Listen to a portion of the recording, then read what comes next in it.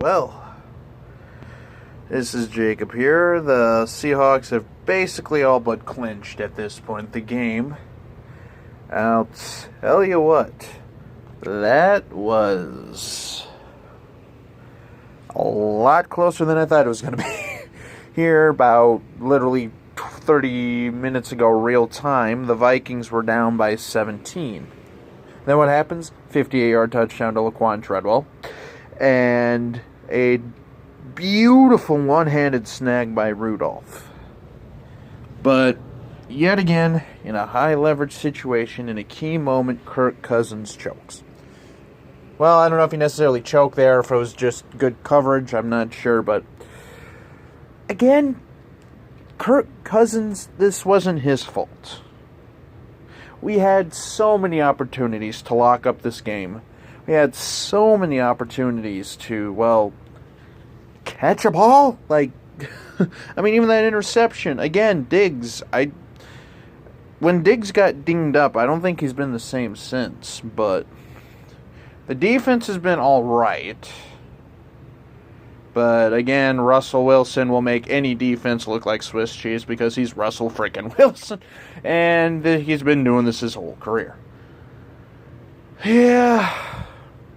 8-4 hosting the Detroit Lions. I mean, we're still in the playoff hunt, but we can pretty much almost kiss the NFC North goodbye just because I don't see the Packers really slipping up too many more games or like too many more opportunities at this point.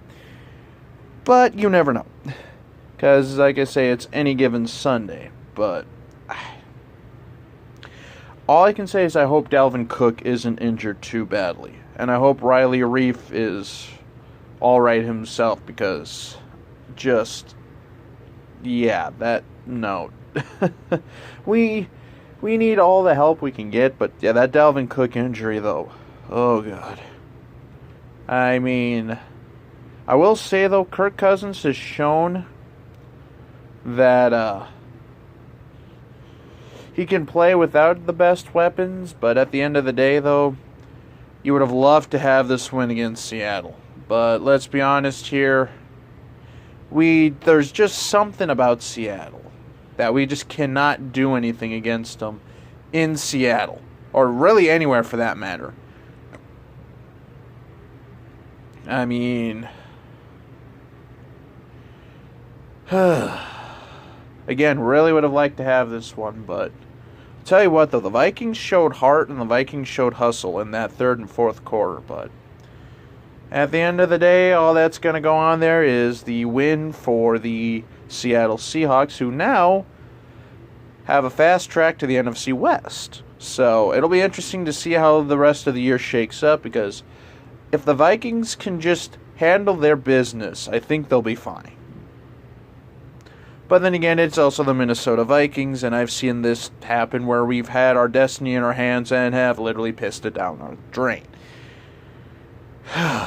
But yeah, this game was such an emotional back and forth, and just the Vikings getting down big, I just think they couldn't dig out of it. So yeah, the Vikings will more than likely lose. But also, I just also have to add this into the video as well. Like, what is it with the media bias against Minnesota? Like, if you would have heard this game, you would have thought it was just Seattle playing. I mean, I get media bias happens, but Jesus, could you at least make it seem a little less obvious that you're biased towards one team?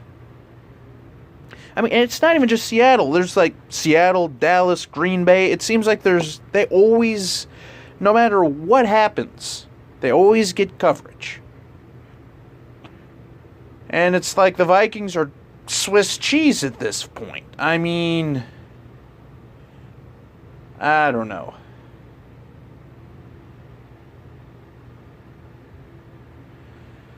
But yeah, I mean, this has happened a lot, and it just gets a little frustrating. But anyway, so before I ramble on too much more, on to Detroit. And so we'll talk to you guys later. Have a good one.